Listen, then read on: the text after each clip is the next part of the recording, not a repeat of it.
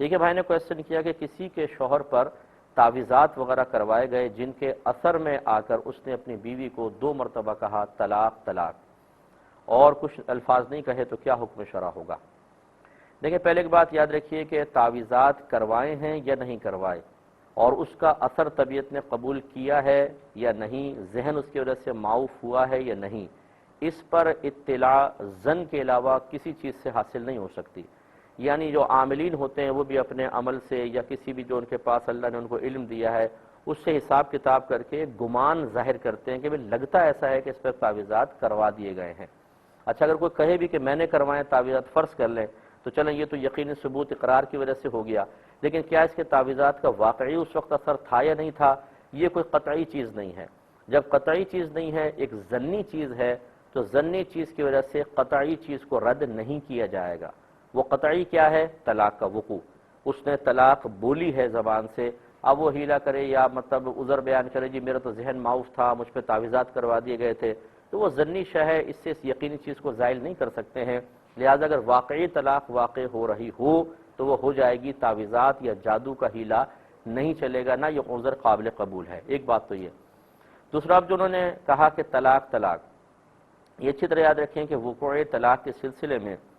اولاً اضافت اور نسبت درکار ہوتی ہے، یعنی زوجہ کی طرف طلاق کو منسوب کرنا۔ اس میں یا تو یوں ہو کہ زوجہ سامنے کھڑی ہو تو شوہر کہے کہ اس کو طلاق یا تجھے طلاق، یہ منسوب ہو گئی زوجہ کی طرف، یا شاہدہ نام فرض کرے تو کہے کہ شاہدہ کو طلاق یا میری بیوی کو طلاق، تو پھر طلاق پڑتی ہے، یعنی نسبت کرتے ہیں۔ تو اگر نسبت نہ ہو، جیسے اب یہاں ہے طلاق طلاق، بھئی کس کو طلاق دے رہے ہیں؟ بیوی کو دے رہے ہیں، یا ویسے کہہ رہے ہیں اس میں نسبت نہیں ہے؟ اس کا حکم شرع یہ ہوتا ہے کہ یا تو یہ زبان سے اقرار کرے کہ جب میں طلاق طلاق کہہ رہا تھا تو بیوی کو ہی طلاق دینے کی نیت تھی، تو اس اقرار کرنے سے نسبت ثابت ہو جائے گی اور طلاق واقع ہوگی۔ اگر وہ کہتا ہے کہ بیوی کو طلاق دینے کی میری بالکل نیت نہیں تھی، میں تو ویسی بس زبان سے الفاظ ادا کر دیے تھے، یا بعض کہتے ہیں میں نے ڈرانے کے لیے کر دیے تھے، تو دوسری چیز اس میں دیکھی جاتی ہے کہ وہاں کوئی قرینہ اور علامت ہے کہ بیوی کو ہی طلاق دینا مقصود تھا۔ قرینہ علامت کا مطلب مثلا بیوی یہ کہے، مطالبہ کر رہی تھی مجھے چھوڑ دو، مجھے طلاق دے دو، اس نے کہا طلاق طلاق،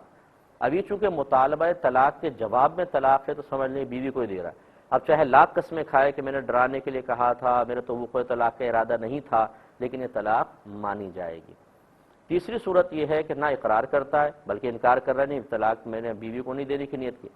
اور نہ وہاں پہ کوئی قرینہ وغیرہ ہے، جیسے اکیلا بیٹھا تھا کمرے میں زور سے بولی طلاق طلاق طلاق، گھر والے جمع ہو گئے کیا کر رہے ہو، کس کو دے رہے ہو طلاق؟ تو اب یہ جب ایسی صورتحال ہوتی ہے، قرینہ بھی نہیں ہے، اب یہ اقرار بھی نہیں کر رہا،